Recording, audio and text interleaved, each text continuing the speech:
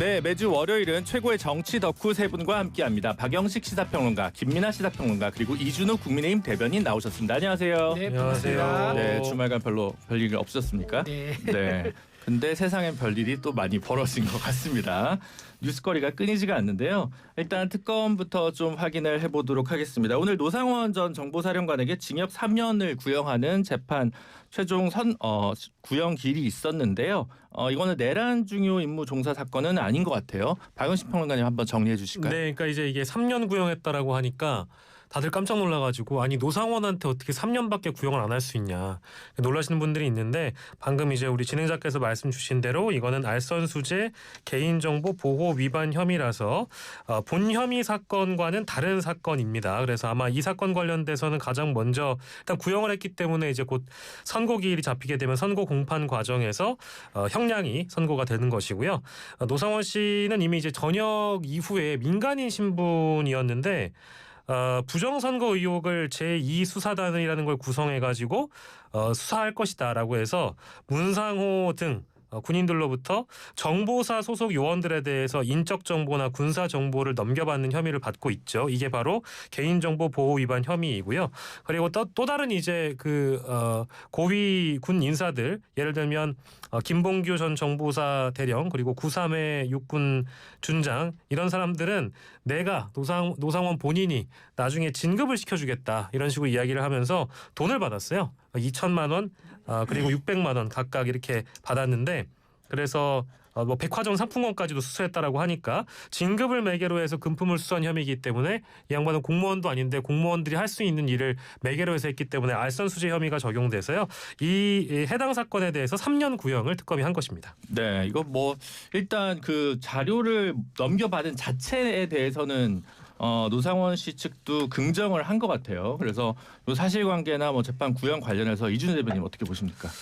일단 뭐 증거가 나왔으니까요. 본인이 이제 뭐 예를 들면 이제 진급을 원하는 이제 후배 군인들에게 진급을 원한다면 네가 가지고 있는 뭐 군 경력이라든가 이런 거 좀 달라라고 해서 권한이 없음에도 불구하고 군인들의 개인 정보를 취합했었죠. 그리고 또 방금 말씀하신 것처럼 본인이 공무원도 아니고 영향력 행사할 수 없지만 내가 아는 사람을 통해서 승진에 도움을 줄 수 있다라고 기대감을 주면서 돈을 받았기 때문에 그것도 증거가 나왔다고 하면은 이거는 뭐 본인이 부인해도 될 건 아닌 것 같고요. 인정하고 뭐 그거는 법에 이제 처벌을 이제 각오를 해야 되지 않을까 싶습니다. 이거 다만 이제 내란과 별건으로 이루어졌는데 글쎄요 내란 수사 과정에서 이게 나온 건지 아니면 내란에서 별 진전이 없으니까는 이걸 별건으로 딴 걸 수사해서 이 건을 잡아서 구형한 건지 이거는 좀 살펴볼 문제가 좀 있어 보인다 말씀드립니다. 네, 근데 이게 지금 어쨌든 명단을 받았잖아요 군인들한테. 네. 그렇다면 이것은 사실은 이른바 뭐랄까요 야당 엄포용 계엄 이런 주장보다는 뭔가 좀 더 체계적으로 준비됐다는 것에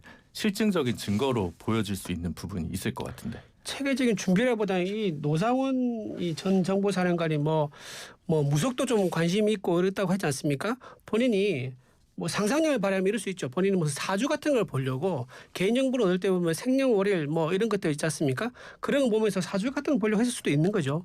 근데 체계적인 그거 별다른 접근으로 본다 그러면 본인이 이제 무속에 관련된 포인트로 그런 개인정보를 좀 취합했을 수도 있겠다는 생각이 좀 듭니다. 네, 알겠습니다. 뭐 김남 평론가님 혹시 얘기하실 게 뭐 여러 의견이 있을 수 있겠지만 특검의 공소 사실은 이렇게 전직 사령관 지위를 이용해 가지고 여러 요원들의 실명, 학력, 특기 이런 걸 포함해 가지고 내밀한 정보를 다 수집한 거고 그게 국가 위기를 초래한 내란 사건의 사전 준비를 결행한 것이다. 요 내용이거든요. 그래서 말씀하신 대로 여러 시나리오를 전제해 볼 수 있지만 사주는 이제 학력이랑 특기는 이제 수집을 안 했을 것 같고 사주를 위해서는 네.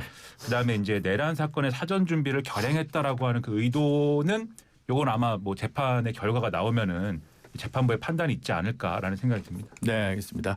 그 노상원 씨 같은 경우 내란 중요 임무 종사 직권남용 관련해서는 김용현 당시 국방부 장관이나 김용군 이런 사람들과 함께 같이 재판을 별도로 받고 있다는 점 짚어드리고요. 다음으로 넘어가도록 하겠습니다. 최혜병 특검에서 윤석열 전 대통령에 대한 옥중 수사를 1차적으로 마쳤다고 합니다. 이른바 수사 외압 혐의로 이 부분과 관련해서 기소할 예정인데요. 당초 보고받은 게 없다고 전면 부인하던 윤석열 전 대통령 같은 경우 다소간의 진술에 변화가 생겼다고 합니다. 박영식 평론가님 정리를 좀 해주시죠. 네, 그러니까 이제 이게 사실은 굉장히 시간이 오래된 사건입니다만은 2023년 7월 우리가 돌아가 보면 그때 당시에는 대통령실 관계자들이 모두 부인했습니다. 그러니까 실제로 국회 출석했던 조태용 안보실장의 경우에는 보고도 없었고 경로도 하지 않았다 그랬고 그때 김태효 국가안보실 1차장의 경우에도 경로가 없었다라고 얘기했고 심지어 김계환 해병대 사령관마저도 경로를 들은 바 없다라고 얘기를 한 바 있지요. 근데 이제 윤석열 씨가 지금 현재 이런 입장을 좀 선회해서 보고받은 게 없다라고 전면 부인하다가 무리한 수색에 화를 냈다라고 이제 입장을 바꾸는 것을 보면 그 배경은 무엇이냐? 결국에 제가 앞서 설명드렸던 여러 고위 관계자들, 김계환 해병대 사령관, 김태효, 조태용 등등등 관련 인사들이 전부 다 경로했다라고 진술을 해버렸어요. 인정을 해버렸기 때문에 본인 스스로도 이 진술을 바꾸지 않기는 어려웠을 것이다라는 그런 추측이 가능하고요. 사실은 재판 과정에 이렇게 진술 바꾸는 거 말고도 이미 2024년 6월에 윤석열 전 대통령이 했던 얘기를 보면 야단 쳤다라고 얘기를 하고 있습니다. 사실 결이 좀 달라서 그렇지 야단 친 거나 뭐 분노를 한 것이나 그게 그거라고 이제 이 외압설과 관련된 그 발단을 보면 VIP 즉 국가의 수반, 행정부의 수반이 경로한다라는 의미가 어떤 건지 우리 국민분들이 다 아시기 때문에 지금으로서는 자신의 그 하위 부하들이 전부 다 진술을 변경하고 인정한 상황에서 본인 스스로도 뭐 바뀌지 않을 수가 없었다라고 봐야 되겠죠. 네, 이준호 대변인 이건 어떻게 보십니까? 네, 경로 그 자체가 뭐 많이 이슈가 되고 있지만 경로 그 자체가 유죄가 되는 거 아니죠. 왜냐하면 우리나라 어느 법에도 상사가 화를 냈다고 해서 그걸 처벌하는 그런 법 조항은 없습니다. 다만 이제 실제 외압을 행사했느냐 또 개입했느냐 이게 중요한 포인트인데 윤 대통령 변호인 측은 줄곧 일관되게 주장하고 있는 게 이겁니다. 주요 혐의와 직결되는 개입이나 외압에 대해서는 전혀 없었다는 것을 처음과 지금 끝까지 일관되게 유지를 하고 있습니다. 다만 그런데 그 이제 특검에서는 그 진술이 바뀌고 있다라고 얘기한 부분이 있지 않습니까? 이 부분은 뭐냐면은 이제 새로운 증거가 제시물 나오지 않습니까? 그럼 그거에 대해서 윤 대통령 측에서 그걸 보고 해석을 하게 되면 이봐라 말이 기존과 다르다라고 주장을 하는 식으로 계속 반복되고 있는 거예요. 그렇기 때문에 대통령 측 변호인은 이것을 인정할 수 없다고 얘기하는 거고 또 이번에 특검이 얘기한 것 중에 이런 게 있습니다. 이번 주 기소 예정이라고 했는데 그러면 기소한다는 것을 지금 결론을 내려놓고 지금 수사하고 있는 거 아니겠습니까? 그렇다면 기소라는 결론을 맞추기 위해서는 짜맞추기를 어느 정도밖에 할 수 없는 그런 위험성이 있다. 이 부분도 지적하고 싶고요.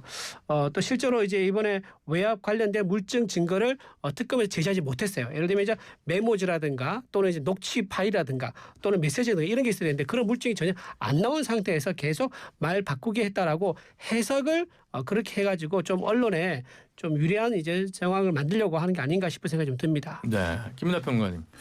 좀 특검의 수사나 이런 부분들이 그동안 국민들이 의심했던 바를 이제 좀 어느 정도 뒷받침할 수 있는 부분으로 계속해서 진도가 나가야 될 걸로 보이고요. 그러니까 윤석열 전 대통령이 이런 식의 태도를 취하면은 결국 최상병 사건은 왜 일어난 거냐? 임성근 전 해병대 1사단장이 자기 욕심 때문에 무리한 수색을 강행해가지고 그래서 이런 사고가 난 것이다. 이렇게 되는 거거든요. 만약에 이런 태도를 계속 보이면은. 근데 그동안 여러 가지 정황이나 이런 것들을 통해서 언론을 중심으로 해서 많은 국민들이 의심을 했던 거는 임성근 전 사단장하고 그다음에 소위 말하는 뭐 해병대 출신의 일부 인사들하고 연결고리가 있어서 그러한 연결고리가 결국 도이치모터스 주가 조작 사건에 나오는 이종호 씨하고 연결이 되기 때문에 그걸 통해서 어떤 로비나 이런 것들이 있었던 것이 아니냐. 그래서 그걸 사전에 인지한 윤석열 전 대통령과 당시에 이제 김건희 씨가 이 부분과 관련돼 가지고 뭔가 힘을 써서 결국 사태가 이후에 박정훈 대령에 대한 어떤 뭐 이런 항명 수계라든지 뭐 이런 끝에까지 간 거 아니냐 뭐 이런 이제 의심을 했던 거지 않습니까? 근데 지금 특검의 수사는 사실 이 로비설이라든가 이종호 씨하고 연결되는 부분이라든가 이런 부분에서는 아직 탄탄하지 못한 것으로 보이거든요. 그래서 지금 윤석열 전 대통령의 이런 태도의 어떤 변화 이런 것도 여기까지는 내가 좀 어느 정도 허용을 해도 사실은 지금까지의 특검 수사나 이런 것들을 봤을 때는 좀 안전하다라고 생각하는 것 같은데 이런 부분들을 좀 더 이제 면밀히 수사를 해서 이 빈 구멍들을 좀 시원하게 그러면 그렇다 아니면 아니다 시원하게 이제 해소할 수 있는 그런 상황이 오기를 바랍니다. 근데 뭐 이제 다들 말씀 주셨지만 분노를 한 것만으로 당연히 처벌받지는 않겠죠. 다만 분노한 이후에 어떤 일들이 있었는지 지금 이제 보도들을 종합을 해보면 우리가 잘 알고 있는 02800-7070 통화 기록에 대한 핵심 증거 부분도 이미 열려 있고, 그리고 뭐 김계환 전 해병대 사령관과 박진희 전 국방부 군사보좌관의 텔레그램을 이제 증거로 해서 그 안에 다뤄졌던 내용도 뭐 이제 사건 이첩과 관련된 내용들을 실제 주고받았다라든지, 그건 당연히 대통령실이라든지 국방부의 지시가 있었기 때문에 그들끼리 주고받았다라고 보는 것이 합리적이지 않겠습니까?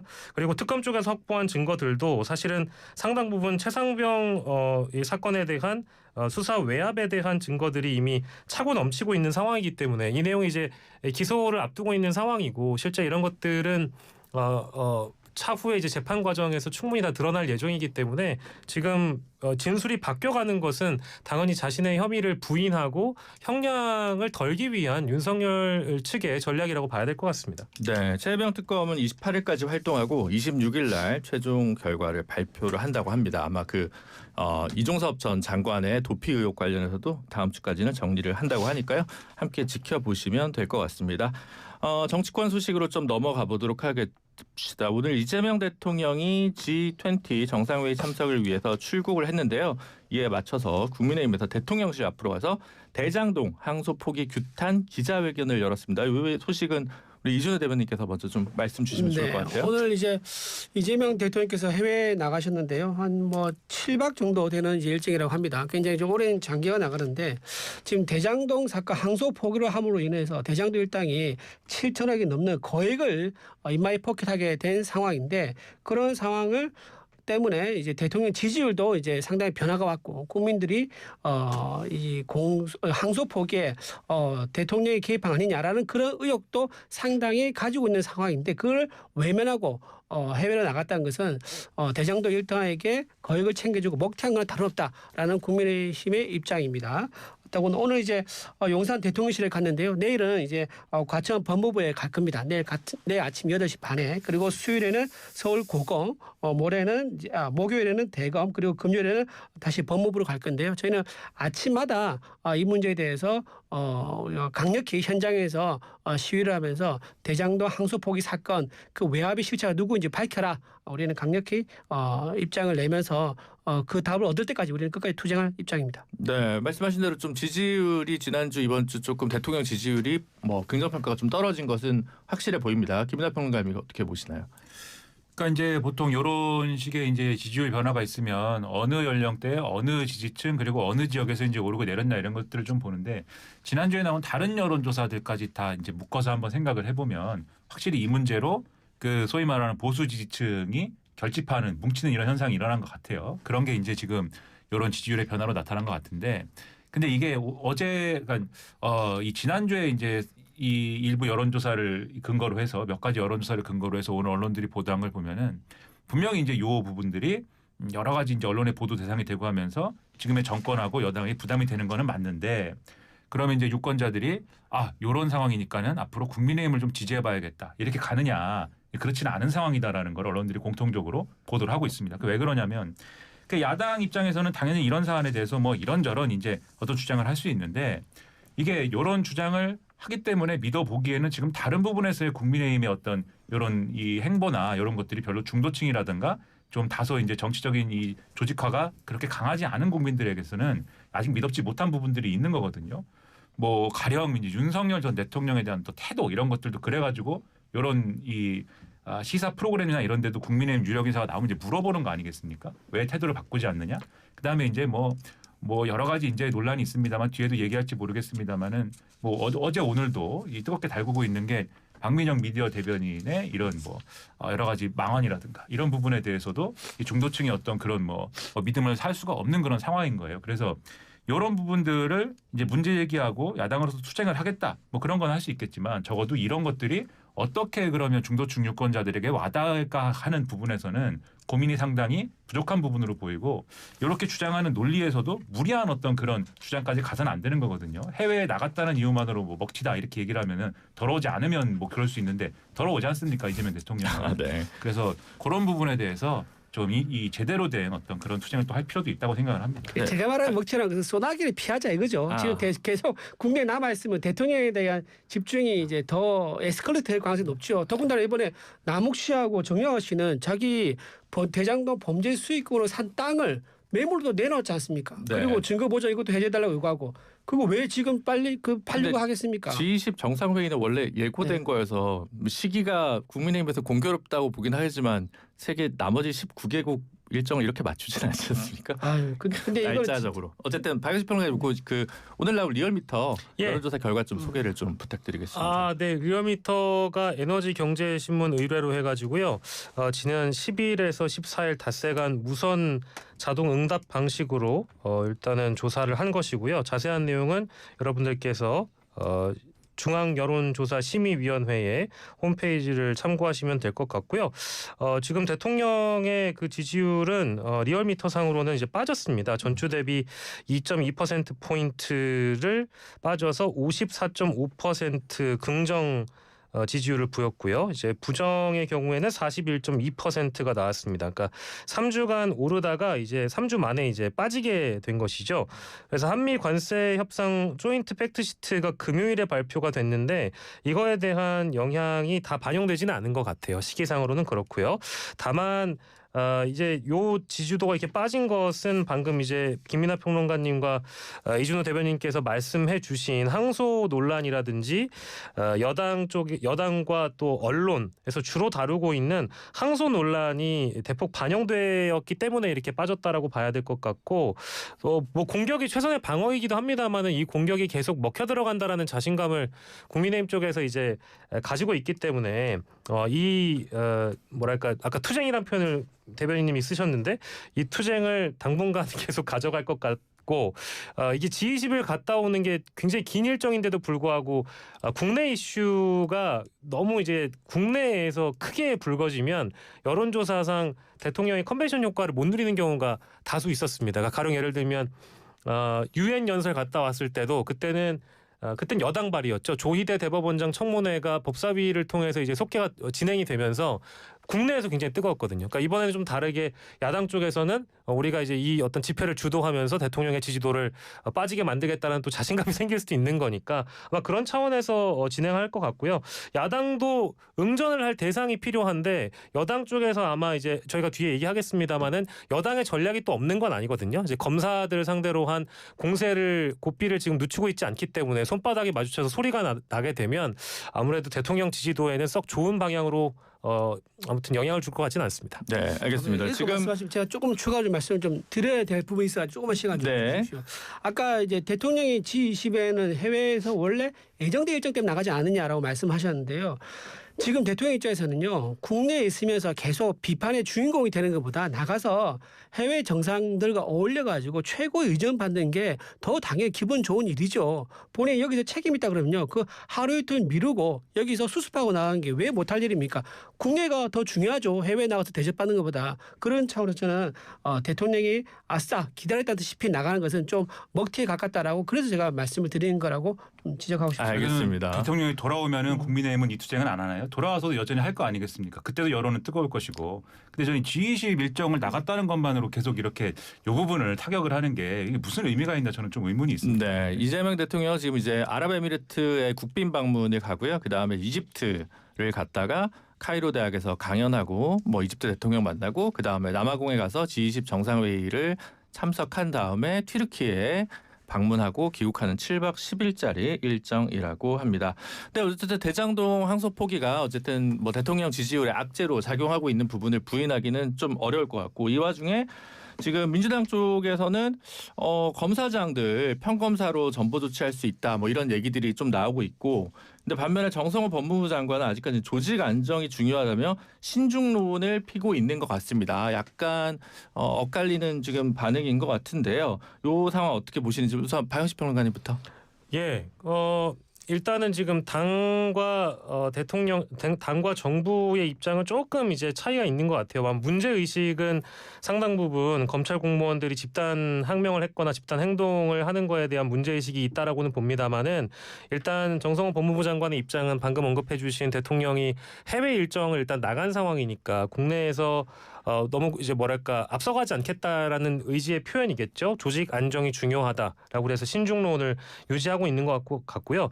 다만 민주당의 입장은 좀 다른 것 같아요. 민주당에서는 이 검사장들에 대한 최소한의 전보 조치, 즉 평검사로 사실상의 강등을 시키는 방안, 뭐 강등이란 표현보다는 인사 조치를 하는 방안이 적합하겠다. 그게 아니라고 한다면은 지금 이제 공수처에 고발이 돼 있기도 하고 직무감찰의 범위를 좀 넓혀서 검사장뿐만 아니라 예를 들면 이제 고검장 그리고 부장검사들까지도 이제 이프로스라는 검찰 내부망에 글을 올려서 사실상의 정치적 행위를 한 거에 대해서 좀 지적을 해야 되겠다, 심판을 해야 된다는 목소리가 민주당 내부에서는 굉장히 큰 것 같아요. 그래서 이 어떤 화음을 과연 당 정간에 잘 맞춰갈 수 있을지는 좀 기다려봐야 될 것 같은데, 다만 앞서 말씀드린 대로 대통령의 해외 일정이 있기 때문에 내부에서 이거를 어느 정도로 좀 볼륨을 키워갈지는 미지수라고 생각합니다. 이준우 대변인. 네, 지금 대장 항소 포기 관련해서 반발한 검사장들이라고 그랬는데 이분들이 지난 정권에서 임명된 사람들이 아니에요. 이재명 정권에서 임명된 사람들입니다.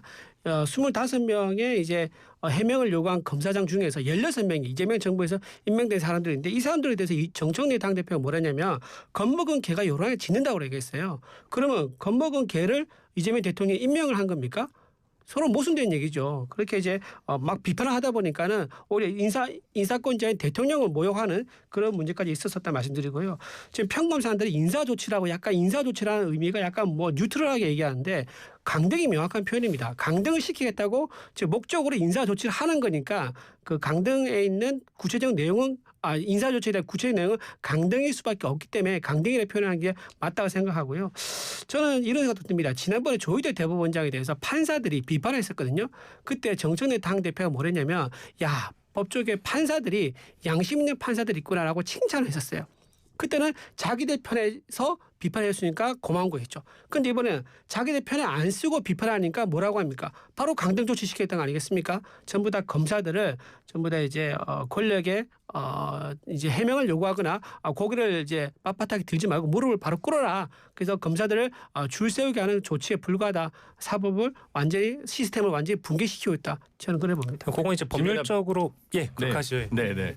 법적으로는 이제 이런 거죠. 검찰청법에는 이제 검찰총장과 검사 이렇게만 딱 돼 있습니다. 실제로는 이제 부장검사, 차장검사, 검사장이라는 실질적인 승진이 있는데 법상으로는 이제 검찰총장과 검사밖에 없다 보니까 이게 실질적 강등이라는 거죠. 이준우님 아마 이제 박영식 평론가님 얘기는 이제 법적으로 강등이라고 하려면 법에 이제 그 직위가 있어야 되는데 법엔 직위가 없다. 요 때문에 이제 여야 간의 정확한 표현이 정리였습니다. 좀 다른 것 같습니다. 네. 아니, 변호사님이니까. 네. 이게 피곤한 얘기인데 이게 사실 일단 검사 집단이 뭐 선택적인 어떤 그러한 분노를 하고 선택적으로 이제 반발을 한다.